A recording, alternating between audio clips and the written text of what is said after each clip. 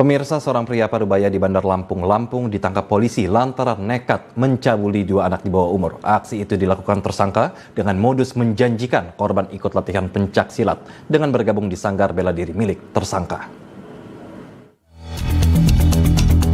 Tersangka Muhaimin, usia 50 tahun, hanya bisa pasrah saat digelandang petugas unit reskrim Polsek Teluk Betung Selatan lantaran nekat mencabuli dua orang anak di bawah umur.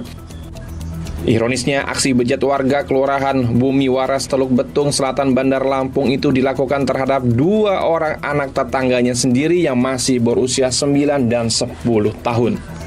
Menurut polisi, aksi dugaan pencabulan itu dilakukan tersangka di sebuah kandang kambing yang berada di belakang rumah tersangka. Saat itu korban yang sedang bermain diajak oleh tersangka untuk masuk ke dalam kandang kambing.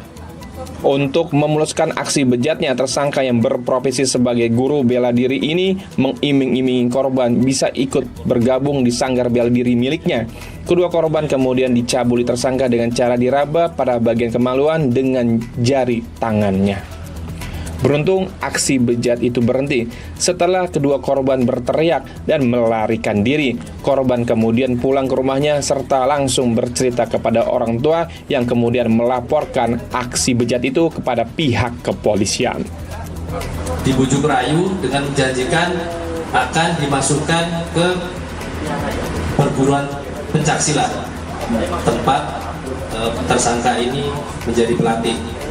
Karena dijanjikan mau dipanggil masuk ke kandang kambing, akhirnya di dalam TKP itu dua anak korban ini diraba-raba alat vitalnya karena modusnya akan membelikan baju pencaksilat. Jadi seperti itu modusnya. Akhirnya karena merasa tidak nyaman, dua anak korban ini memberontak dan pulang. Setelah itu melaporkan ke orang tuanya. Hilang. Itu dua orang, betul ya? Dua-duanya dimasukkan tangannya? Sama udel. Apa kamu menjanjikan apa pada korban? Untuk dia mau ikut pencak silat. Jadi untuk Dalam mengungkap kasus ini, polisi menyita baju dan celana korban, serta surat hasil visum dari rumah sakit sebagai barang bukti. Polisi masih mendalami kasus ini untuk mencari tahu kemungkinan adanya korban lain. Kini, tersangka harus menjalani proses hukum atas perbuatannya.